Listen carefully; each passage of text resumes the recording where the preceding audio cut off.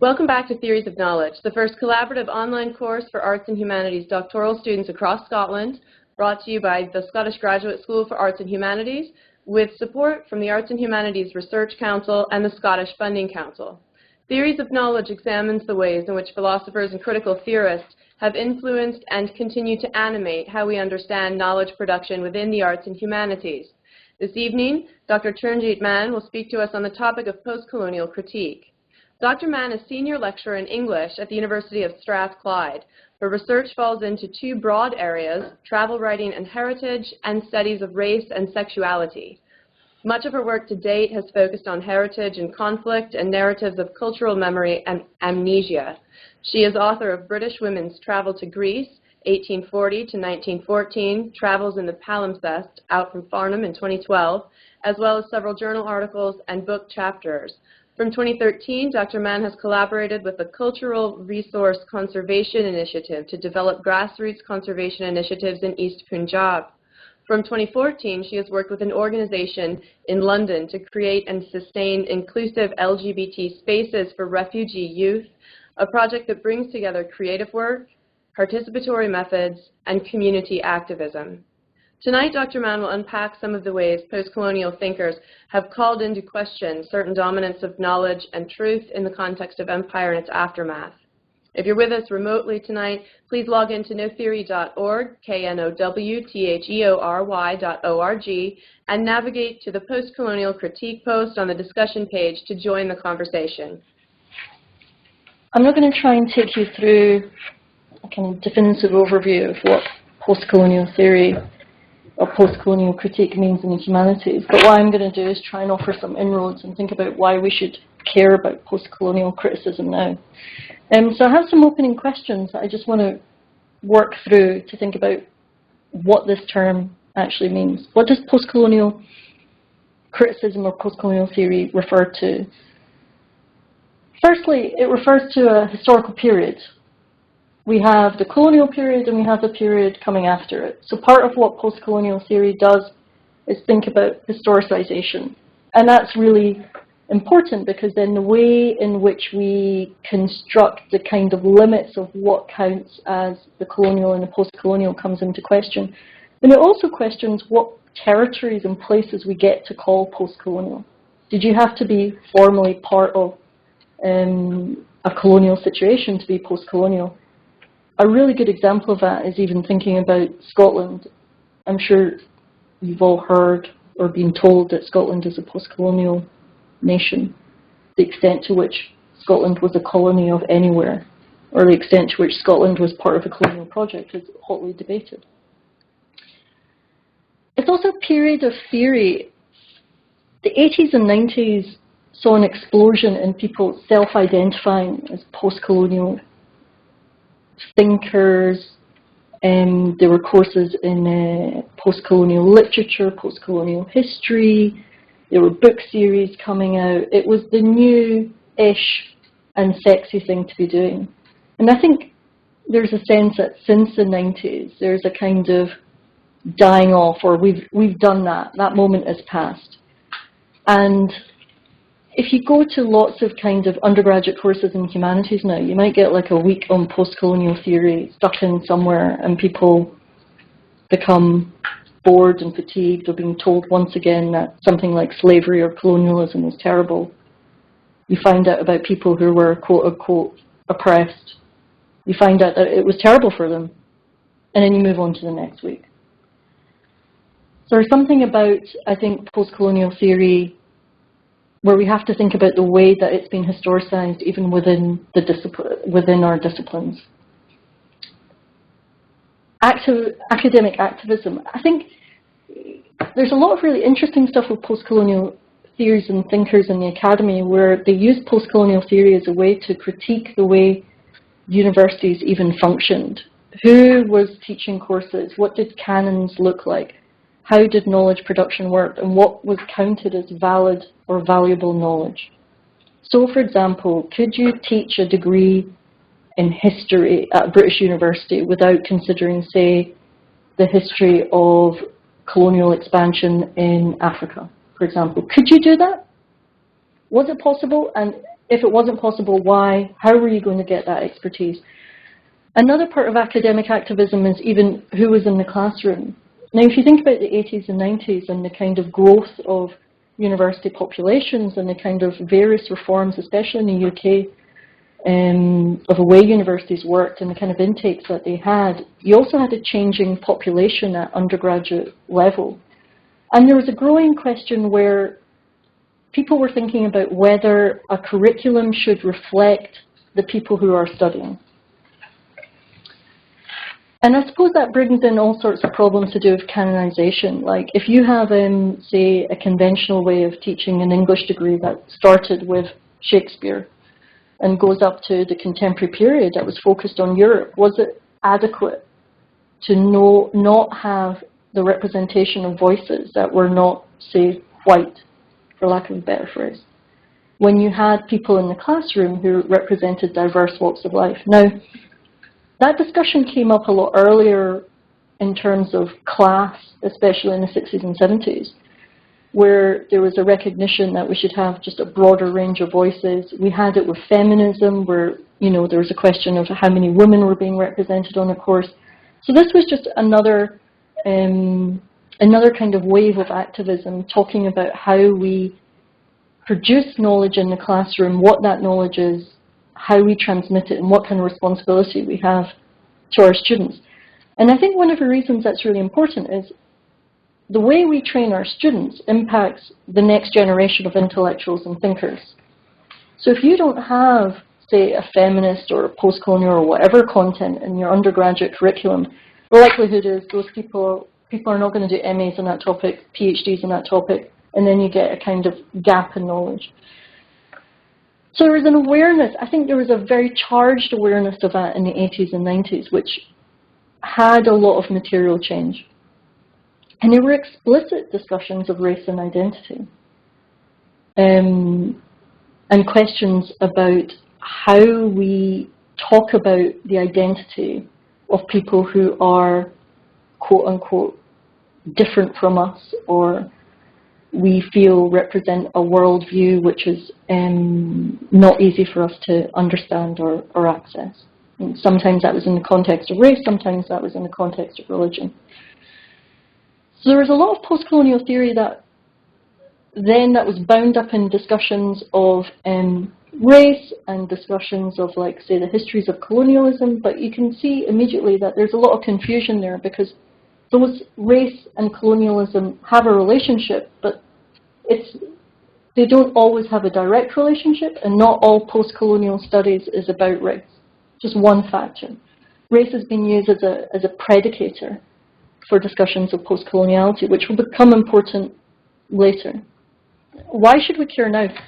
I say why should we care now because post-colonial studies has really fallen out of fashion. Like I said, it's usually a week on a course somewhere. I remember the first time I gave a lecture on post-colonial theory, and a number of students were just like, well, we know this history, it's obvious, why aren't we moving on to something else?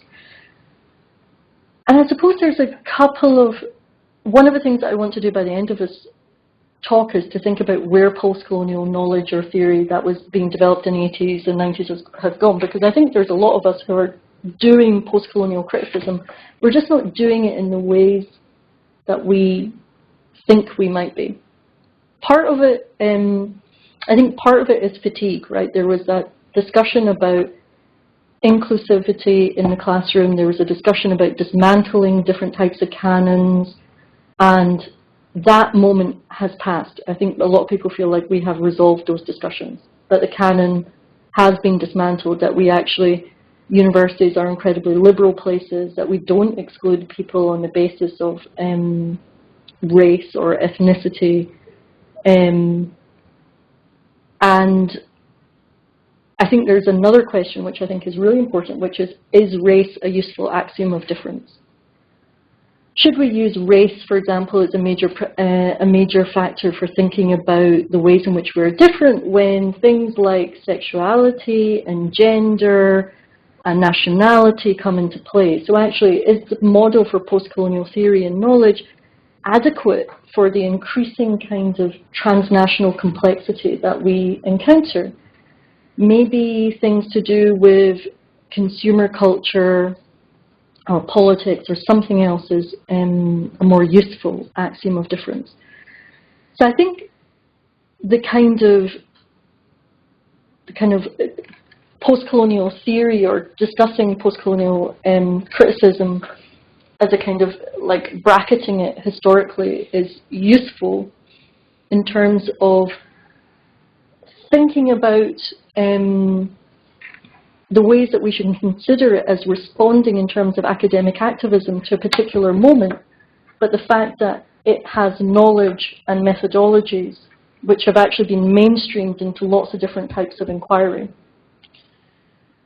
What I'm going to do now is separate the talk into 4 parts. The first 2 parts are thinking about the move from colonial to post-colonial, and then I'm just going to give you 2 examples from my work of kind of interventions in, or how I use post-colonial theory in my day-to-day life to make interventions in the kind of research I do. So to begin with a map, here's a map showing different European colonies. And I think it is really, really hard when doing anything about colonial knowledge and production to get away from metaphors about maps. They're everywhere. And it's like the classic thing that you'll get in an undergraduate essay, you know, like, what did empire do? It generated maps. Maps are total knowledge, and maps then told people where they were, and etc., etc. And I think sometimes that metaphor is like clunky and overstated, but we need to engage with it on some level. So here's Graham Huggan talking about map metaphors. The prevalence of the map topos in contemporary post-colonial literary texts and the frequency of its ironic and or parodic usage in these texts suggests a link between a reconstructive reading of maps and a revisioning of the history of European colonialism. So on some level, part of what the kind of map metaphor that we constantly encounter is trying to do is to point out that colonies were colonies of somewhere. How do you create a centre? A lot of post-colonial criticism is about writing back to something or unpicking something. Europe, and particularly Western Europe, for a lot of post-colonial theory that we encounter in the humanities in Britain, is the centre and the generator of that. So the map kind of topos is useful for that. But the other thing, as well as like thinking about a centre that it's important for, is acting as a shorthand for discussions about the Enlightenment. So there's something about the map metaphor which gives us an idea of total knowledge. A map generates authority. You look at a map and you don't necessarily think, well, yeah, you don't necessarily think the map is lying to you. You think it's an accurate representation. And what post-colonial critics would argue is that this obscures some of the relationships between places and boundaries, and obscures the relationships between people and boundaries. And it also obscures the ways in which knowledge across different places are transmitted. So if you see a map, say for example of the British Empire, what it would do is obscure the relationships between parts of the colonies to the neighbouring states, or the ways in which knowledge, ideas and people are transmitted across the empire. It gives a very kind of flat view of that relationship. It also hides the ways in which violent and ideological forces have been behind drawing certain lines. If you see a map, it can be a fairly neutral document, but you don't necessarily know the ways in which drawing a line has necessitated the movements of populations. The largest refugee crisis we had in the 20th century was the British Empire leaving India and drawing a line. which immediately created a humongous number of refugees. There's something about a map which, through its sleight of hand, can hide that ideological impetus through being a neutral, authoritative document. And I suppose it's that kind of extended metaphor has been useful for post-colonial critics to start thinking about the ways in which knowledge production about colonies and places hides histories of trauma and violence. It also plugs into theories about the Enlightenment, which I'm not going to dwell on. That is there for those people who are interested in that theoretical model and want to think about especially the project of modernity. I have a quote here from Burke, which relates to maps, which is quite useful. Now that the great map of mankind is unrolled at once, and there is no state of gradation or barbarism, and no mode of refinement which we have not at the same time instant under our view. There's something about the project of the Enlightenment which allows us to start thinking about total knowledge that is objective. And the map of mankind are all sorts of maps, and I think the kind of map of the world is a useful way of thinking about these total systems of neutral knowledge that are produced. And I want to kind of dwell on that for a minute to think about the fact that the 19th century, which especially for Britain is the kind of height of empire, arguably, is when all of the major, or most of the major disciplines in the humanities come into existence. So if we think about anthropology, archaeology, linguistics, English literature, these are disciplines which are born or mainly come into existence in the 19th century.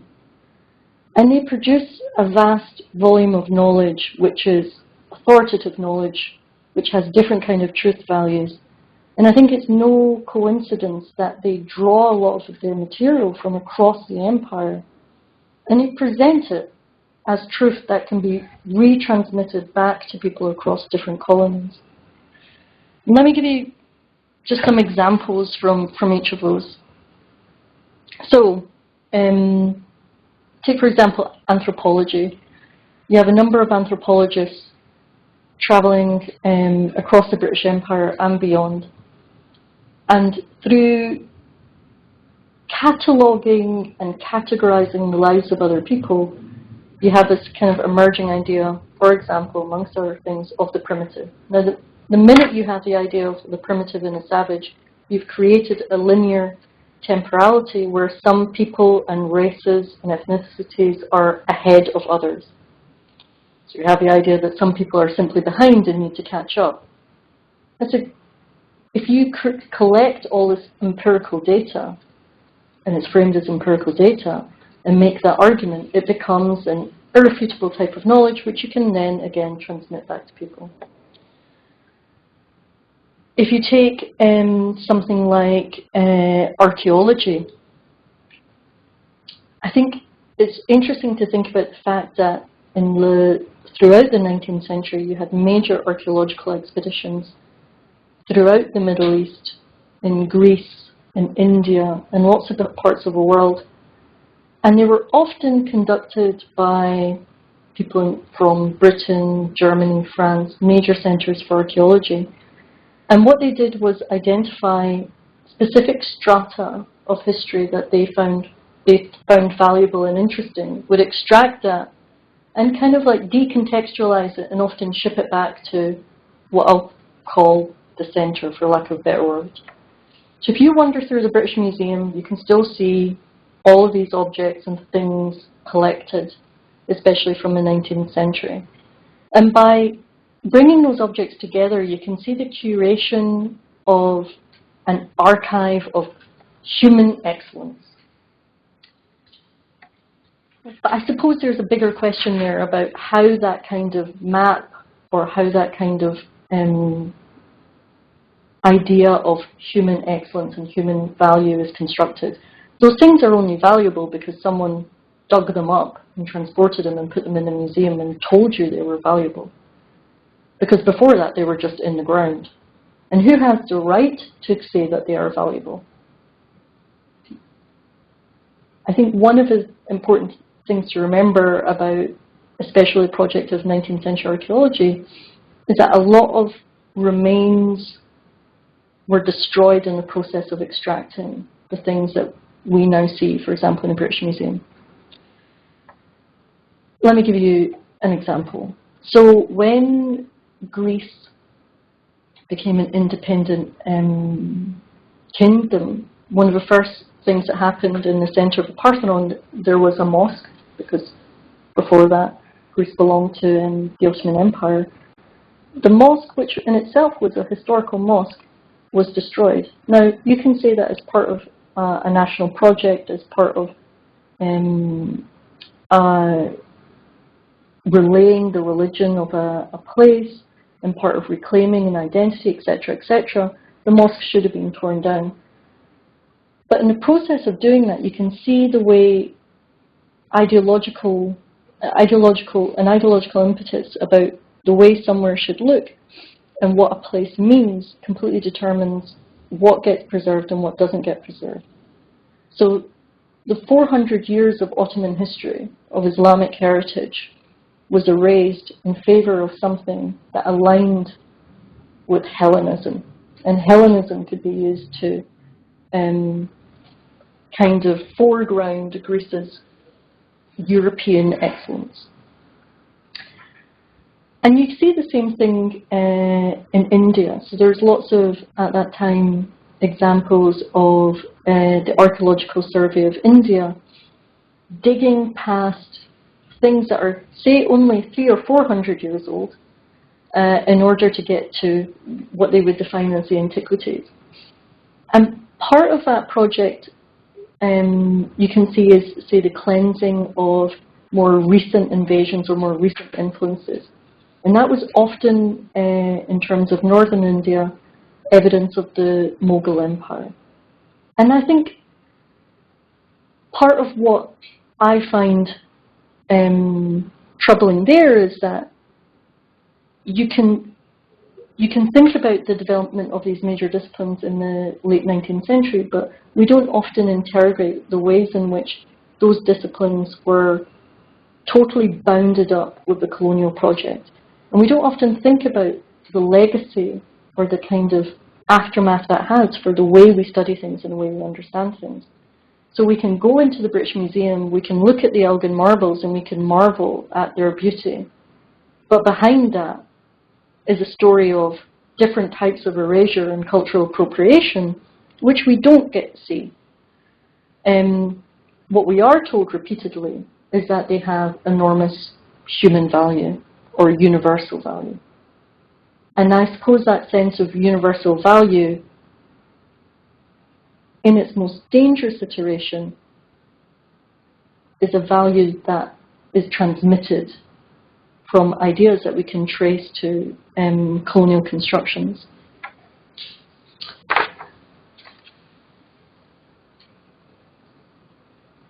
I want to give you an example of how, if I'm talking about the ways in which people in the center of empire went out and collected knowledge and curated knowledge and assigned value to some things and not to other things.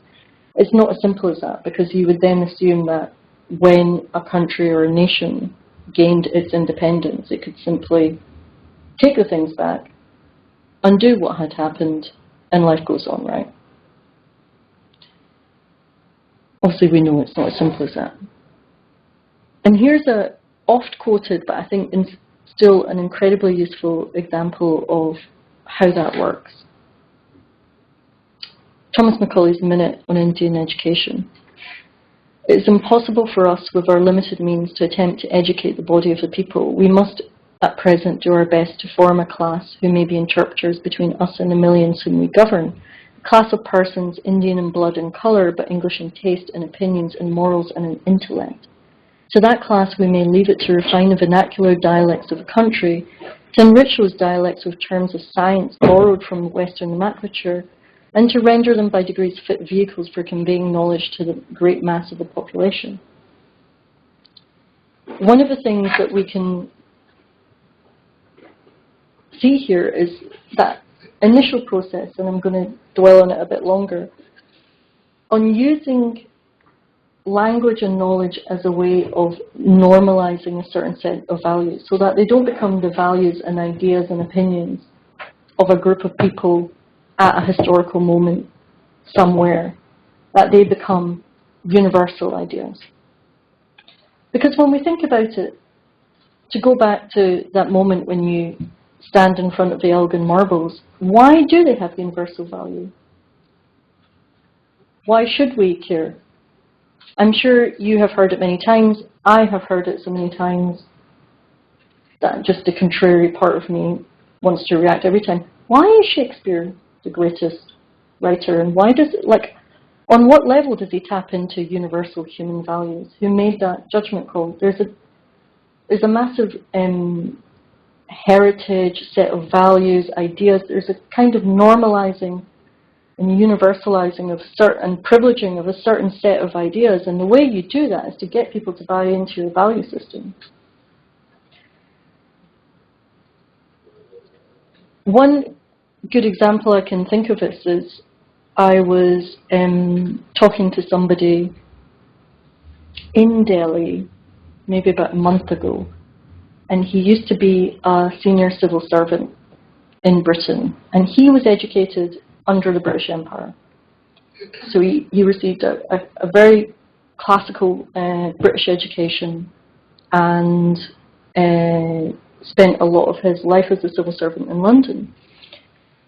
And we were talking about the 60s and 70s in London, and he was like, you know, when I first arrived in London in the 60s, if I was walking down the street and I saw an Indian, I'd cross the road to say hello because, you know, we probably know one another, we probably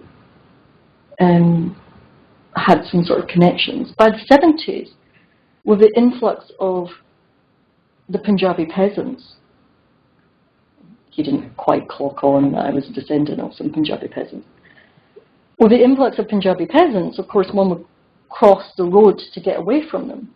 And I think it just shows that you had an echelon of people who were in very powerful positions across, for example, the British Empire, who were able to propagate British values as normalized, universal values long after the British Empire had retreated. So there's a long tail to this. It's not as if a country or a nation, say for example like India, achieved independence and was suddenly like, oh, we're all going to go really Indian now. That didn't happen. Curriculums didn't change overnight. The idea of, you know, people weren't turning their back on Shakespeare all of a sudden. English departments didn't close en masse. None of that happened. And you can still go to the University of Delhi, and you can still go to an English department, and it will still be chock-a-block full of people studying Jane Eyre, often decontextualized from the history of empire. And I suppose a question for me is like, how is that possible? It's only possible through the normalizing of and universalizing of certain values and ideas that become incredibly popular.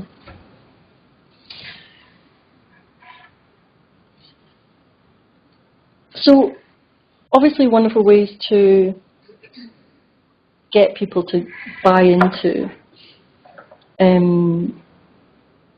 the way you think about the world or the way you want to operate the world is to get them to think like you and to internalize your values.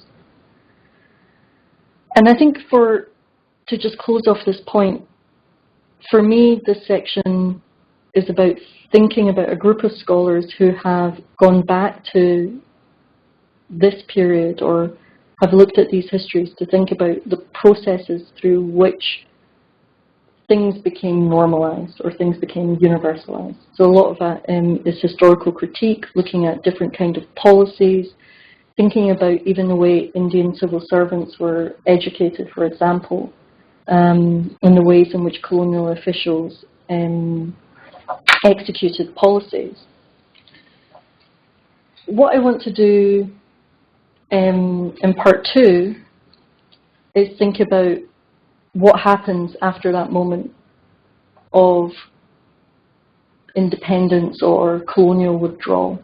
So it's easy to say that when colonies, for example, were officially operating, that there were organized systems to get people to sign up to your belief system, but obviously after that everything changes, right? And this is one of my absolute favorite post-colonial documents. This is from the minutes of an English department meeting in September 1968. Underlying the suggestion is a basic assumption that the English tradition and the emergence of the modern West is the central root of our consciousness and cultural heritage. Africa becomes an extension of the West, an attitude which, until a radical reassessment, used to dictate the teaching and organization of history in our department. Hence, in fact, the assumed centrality of the English department, into which other cultures can be admitted from time to time as fit subjects for study, or from which other satellite departments can spring as time and money allow. A small example is the current rather apologetic attempt to smuggle African writing into the English syllabus of our 3 colleges. This minute is about the abolition of an English department in Nairobi. And I think in some ways it's a really mundane and obvious document, right? We are in the continent of Africa. Why are we studying the literature of this tiny place that has had a disproportionate influence on the history and culture of the world around us? Why don't we study our own indigenous forms? That seems pretty obvious. I think one of the reasons why it really resonated for me, though, was that I read those last few lines and I thought, well, that kind of stuff is still happening.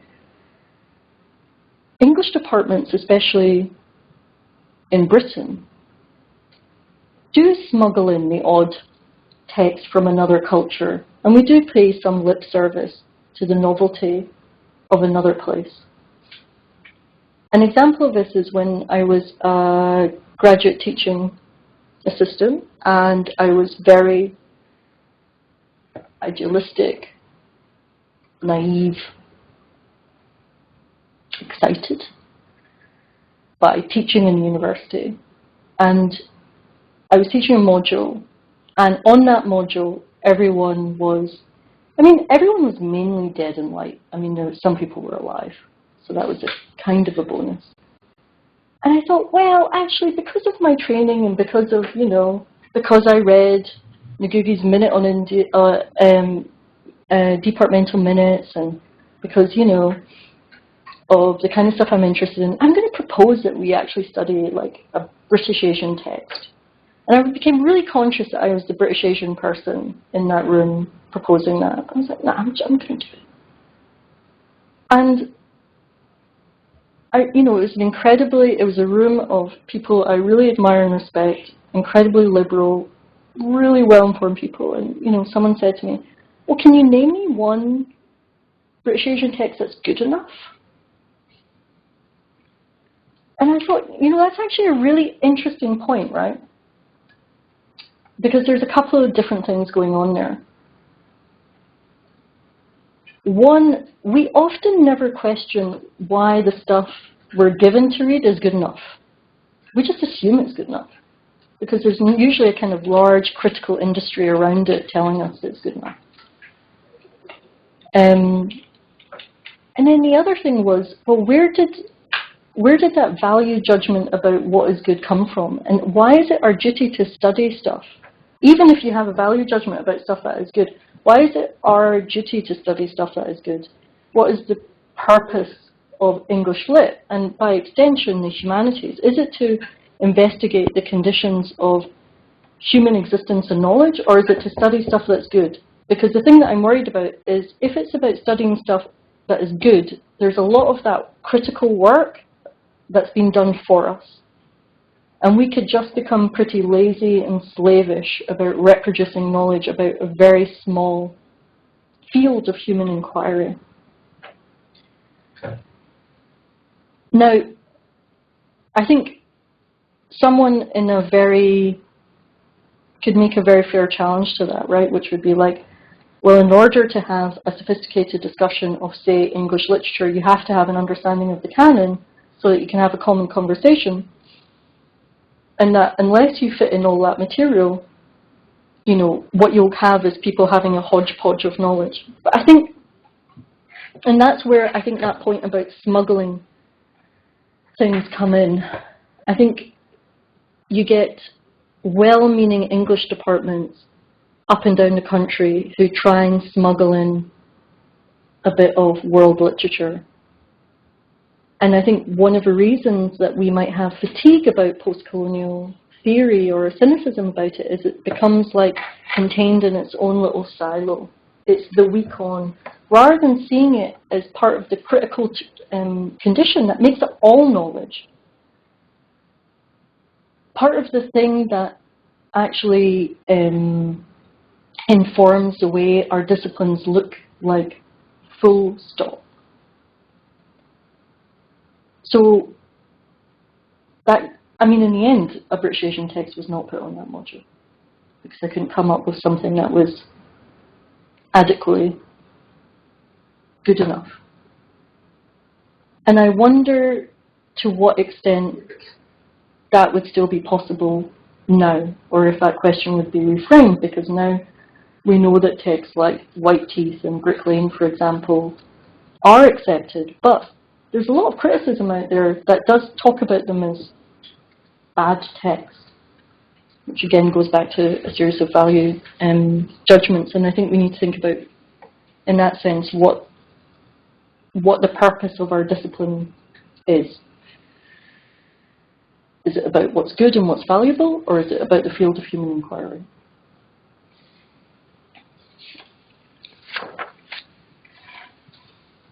So I want to just dwell a little bit on the extent to which we can unpick colonial influences or think about that process of decolonisation.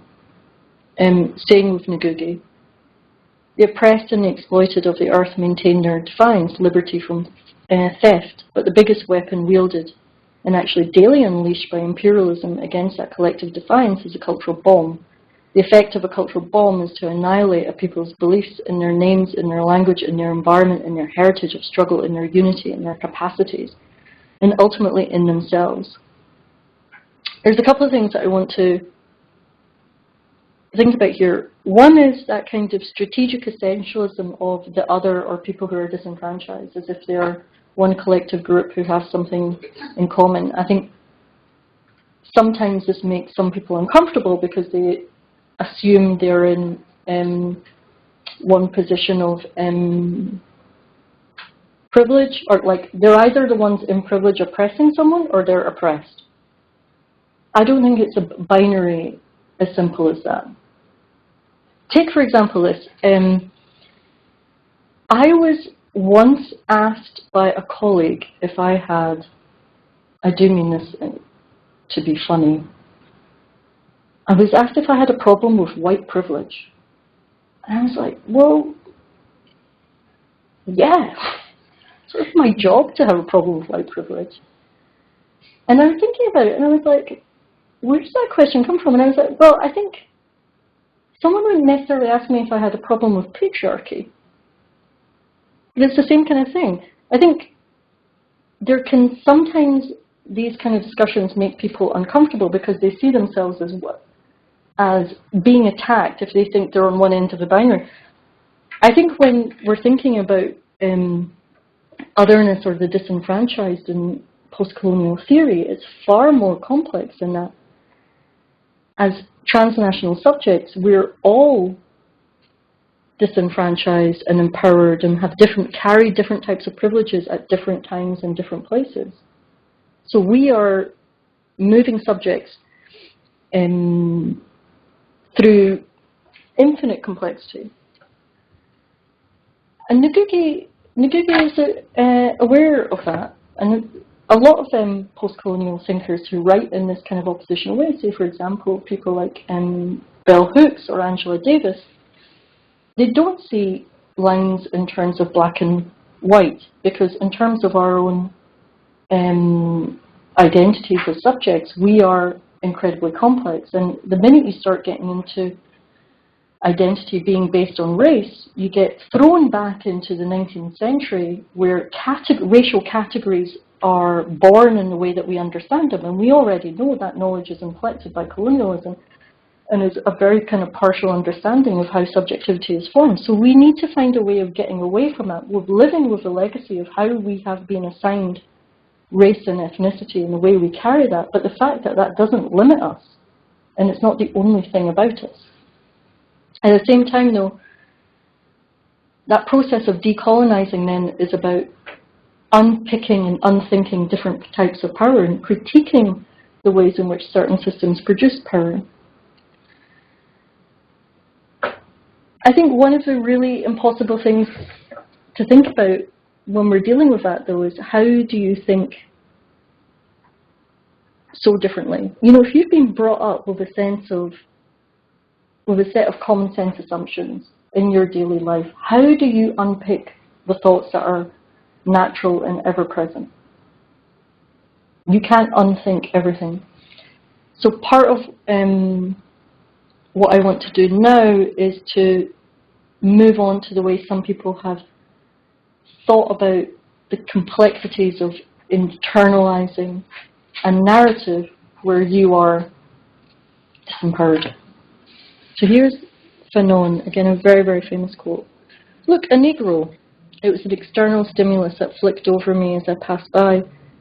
I made a tight smile. Look, a Negro. It was true. It amused me. Look, a Negro. The circle was drawing a bit tighter. I made no secret of my amusement. My body was given back to me, sprawled out, distorted, recolored, clad in mourning in that white winter day. The Negro is an animal. The Negro is bad. The Negro is mean. The Negro is ugly. I moved slowly in the world, accustomed now to seek no longer for upheaval. I progressed by crawling, and already I am being dissected under white eyes, the only real eyes. I am fixed. Having adjusted their microtones, they objectively cut away slices of my reality. I am laid bare. I feel, I see in those white faces. It is not a new man who has come in, but a new kind of man, a new genus. Why, it's a Negro.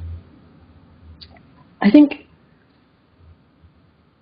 for me personally, this is really powerful writing, and I think it's something that still resonates incredibly, because there are ways in which people are seen and their bodies are gifted back to them in terms of narratives of terrorism, violence, threat, and being interpolated like that forces them to react to that as part of their daily realities. We can update some of this discussion by thinking about, say, for example, the Black Lives Matter project, most significantly in North America.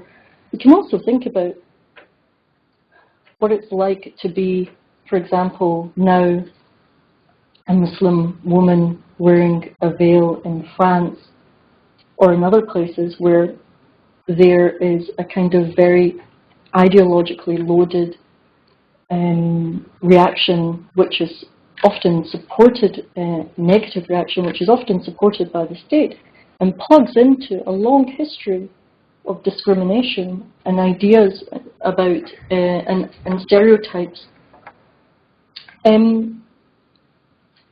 But I wanted to dwell on that for a moment to think about stereotypes and the gaze. Because here we have, another kind of binary where one person who has the right to look, looking at someone else and having the authority to describe them.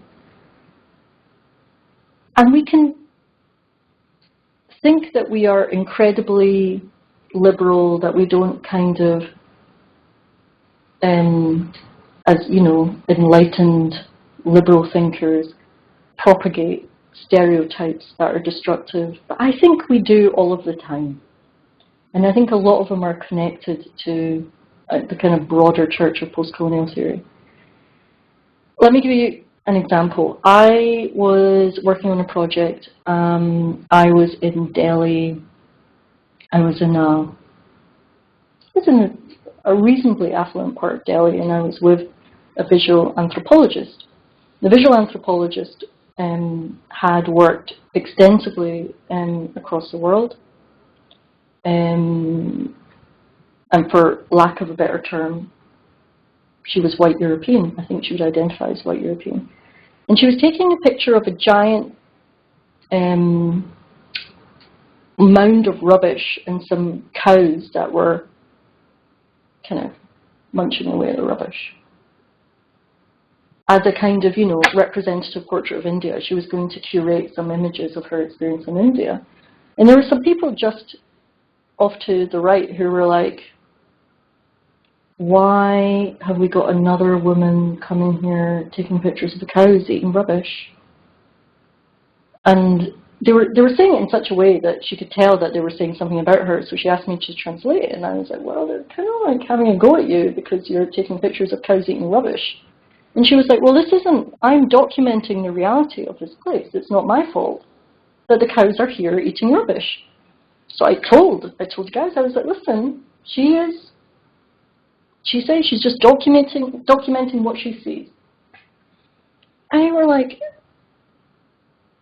it's the rubbish pickup day. Of course there's rubbish here.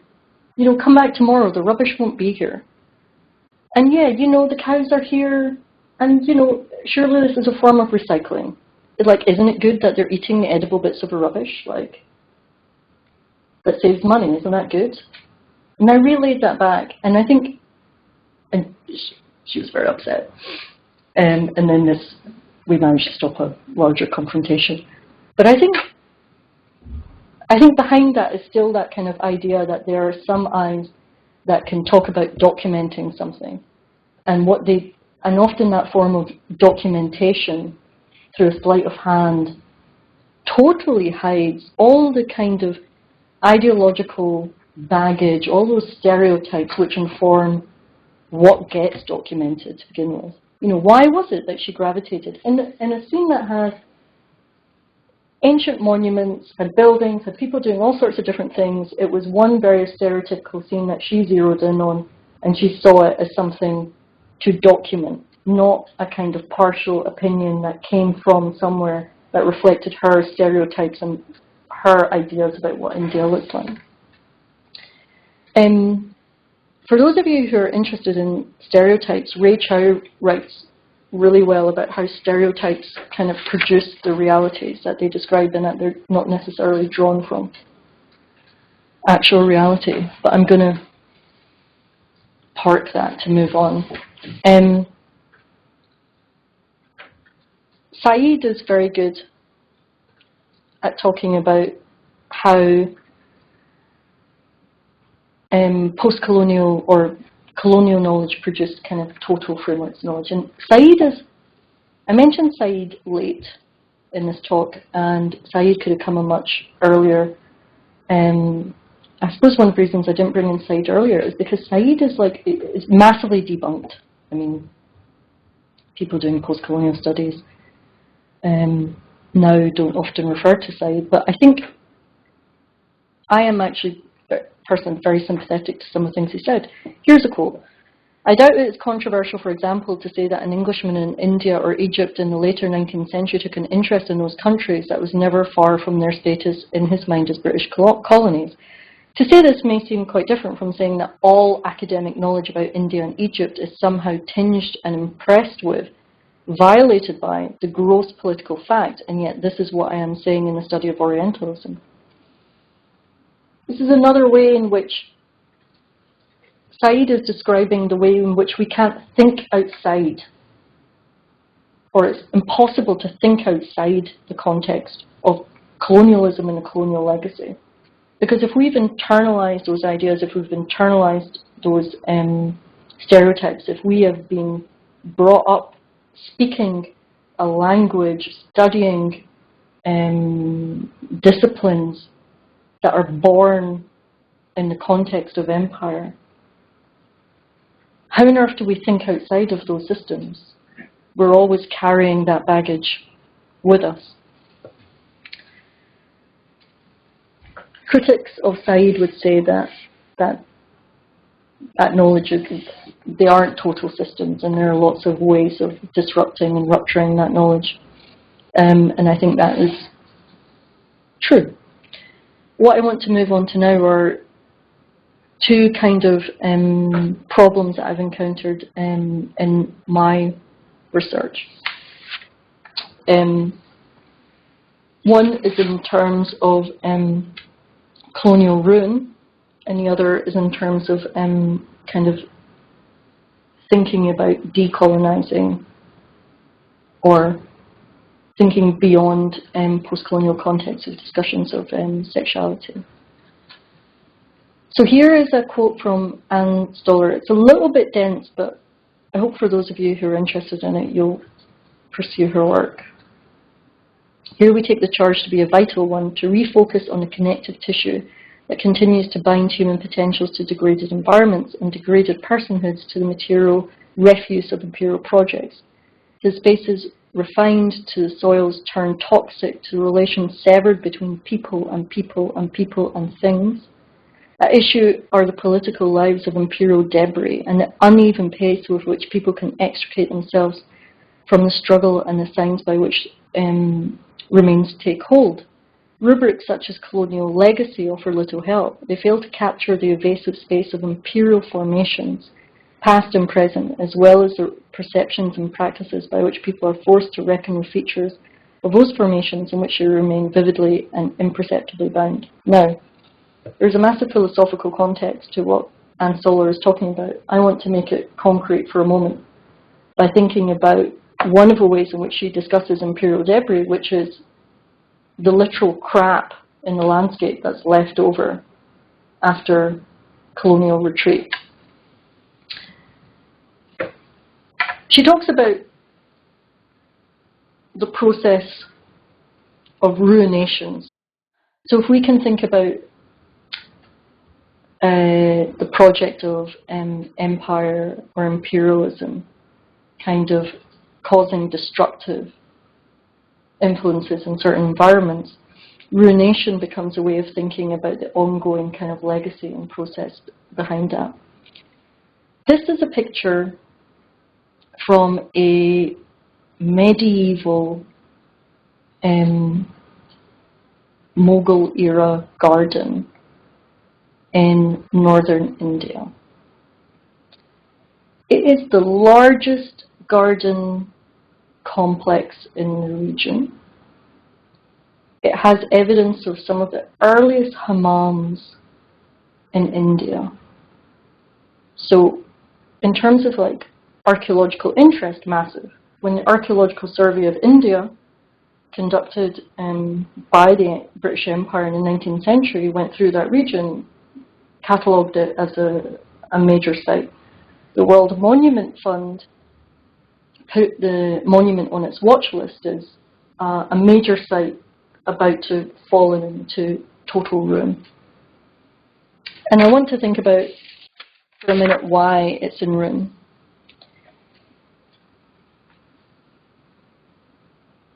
What you can see here is the fact that this building, and this is in the Sheesh Mahal part of the building, so it would have been where various royalty in northern India would have hung out. In the early 20th century, it was used as government offices, and obviously when they evacuated, they didn't bother to clear up much. They left electrical wires hanging, and since then, if I just move on to the next slide, the signage that had been there has fallen into complete disrepair. So you can go to a major heritage site in this location in India, and this is the kind of information you've been given. And for me, there's a couple of things, different things going on here. On the one hand, you have the kind of intervention of the Archaeological Survey of India in the 19th century, cataloguing it as a site of importance and putting it into a framework. Then you have partition and the kind of mainly Islamic Muslim population of that area moves to the other side of the border to Pakistan. So the majority of the population left in this area is predominantly Sikh and Hindu. And the local government and the local council decide that something associated with Islam is really, it's kind of un-Punjabi for that area. So maybe there are some things that we can forget. The sign begins to decay. And as the sign begins to decay and local government infrastructure refuses to engage with it, and as the kind of ideology surrounding partition and the segregation, the very violent segregation of those populations kicks in, there's a refusal or an increasing refusal to talk about the ways in which that section of Punjab has a very, had syncretic practices of religion and religious cooperation. And you can see how material partition, and material partition in India was mainly designed by British administrators, drawing a line and deciding where the populations would go. That translates into a kind of partition in memory, and a kind of cultural amnesia kicks in. And I think it's an example of how something becomes a ruin in the contemporary moment. But part of the process of ruination is a process of forgetting. That process of forgetting has a legacy which is connected to colonialism. So we wouldn't necessarily come across the Amkaz Bagh, this garden complex, and see it as a ruin because of the British Empire. If anything, the Archaeological Survey of India tried to protect the site. But the kind of the long aftermath of the way people were made to think about their environment and the way they were made to think about their relationships between themselves and buildings, people and people, does change the way memory, histories of coexistence, etc., translate or are transmitted. I'm going to give you one last example from something I work on, and then wrap up. Sian was in her late 30s, one of the city's most prominent lesbian activists and coordinators, and among the first people in China to have gone online. She was also possibly the first Chinese woman to have made contact with other lesbians using the internet. Second quote, but on reading those American titles, she found a disconnect between Western perspectives on lesbianism and her life in China. How could something like the Stonewall riots happen in China, where there were no gay bars to shut down? How could a vocal queer rights movement start here when no one even spoke about gays or knew what they were? It's one thing to be actively persecuted, another to feel that you don't even exist. So in that earlier example, part of my research is interested in the ways in which heritage and memory can come into conflict through the intervention of certain colonial practices and what the post-colonial moment looks like. Another part of my research thinks about the collision between localized or indigenous, or however you want to phrase it, ideas about, in this example, sexuality and kind of transnational politics around liberty or equality. Now, with our liberal hats on, if we choose to put them on, we could agree, for the sake of argument, that LGBT rights and politics should be protected internationally, and that they're human rights, so that no matter where you are, if you're a lesbian, for example, you should be free from persecution. But one of the problems is how people even relate to that term gay or lesbian. So let me show you the next slide. Proud Indian lesbian. We know and have evidence of hundreds, thousands of years of same-sex contact between men and women in India. Different set of language, different terminology. There's nothing particularly alien about same-sex contact in the Indian context. In fact, in terms of gender, there's been a recognized complexity around gender way before countries in the West understood that or recognized it in terms of legislation. But for someone to hold the sign proud Indian lesbian kind of raises a whole series of complexities.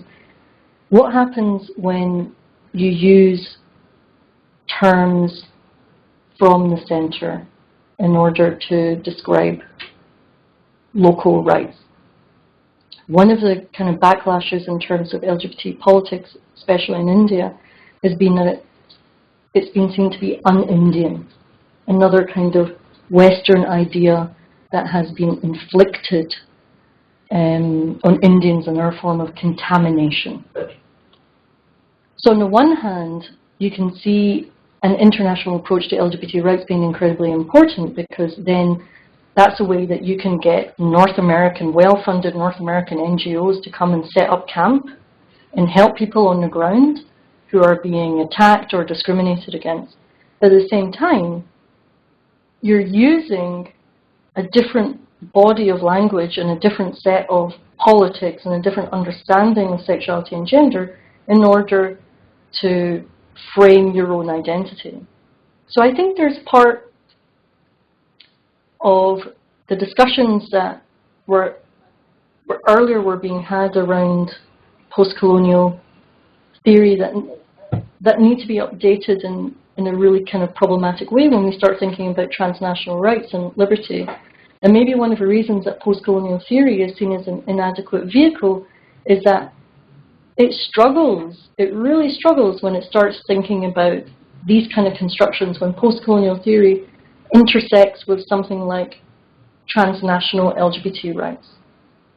What is a better model? Would it be a better model for this woman to not put proud Indian lesbian and put proud Indian and then another term? Because there's something about the LGBT context which is very, very specific to Europe, and a lot of it relies on medicalized discourses in the 19th century, which are European. Is this another way in which we are appropriating another form of Eurocentric knowledge in order to understand and frame identity? And is that something we should be moving away from? I think it's something that's really problematic, because the intuitive part of me thinks LGBT rights are human rights, but then the part of me that thinks, well, how did my ideas about LGBTQ politics become normalized? They're normalized within a language and within a discourse system. And that means turning your back on other ways of framing and understanding sexuality. And I think one of the hardest things to think about when thinking about the most exciting post-colonial theory is how you think beyond the language and the vehicle for language that you have available. What do you do when there isn't a language and terminology to describe the complexity of certain situations in human existence? You can't make something illegible, legible, or unimaginable, imaginable. Or maybe you can. I think some of the most exciting post-colonial theory is trying to do that, and is dealing with those kind of paradoxes and trying to unpack them. So briefly in conclusion, is post-colonial theory still relevant? I think it, of course I think it is. My argument would be that a lot of what we thought about as post-colonial theory has moved into other things. Transnational studies, thinking about kind of the more complex mapping of relationships between countries and nations. So we're not thinking about the relationship between center and periphery anymore. We're thinking about the very complex movement of people and global capital. But again, in terms of power relationships, in terms of culture, all those things are still relevant. I'm really interested in the ideas around kind of transperipheral connections. So different groups of people who are disenfranchised in different ways, connecting to challenge the center in some way. A really good example of that, I think, is I was talking to some academics in Johannesburg, and I was talking to one of them who was developing this really interesting project around queer activism in youth, and we were talking about the horrific practicalities of postgraduate funding and how to get funding for your PhD. And I was like, well, you know what? There are tons of North American scholarships. You should totally check them out. And he was like, well, no, I'm committed to the Global South. I'm committed to keeping knowledge here and engaging with knowledge that's produced here. There are different ways of disengaging from the centre. And maybe one of the ways in which postcolonial research will go further is by North America and Europe ceasing to be the powerhouses of knowledge production. If you think about the articles you read, where are most of them written?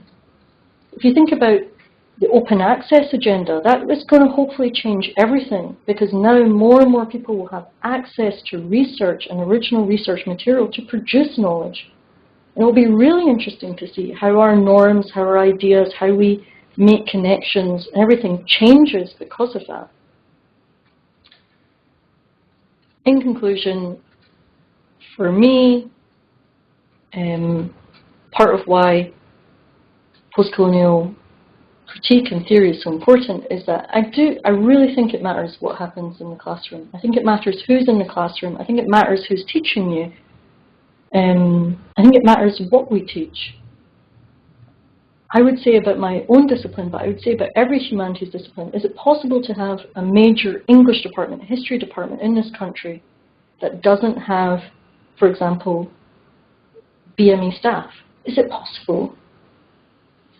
Yes, it is possible. How does that happen? Is it because people don't feel that the way things are taught are relevant to them? Is it because we're not representing people? Is it because this topic is difficult to access? Is it because privilege has found new ways to kind of, or different forms of privilege have found new ways of silencing different minorities? I think it's a tough one.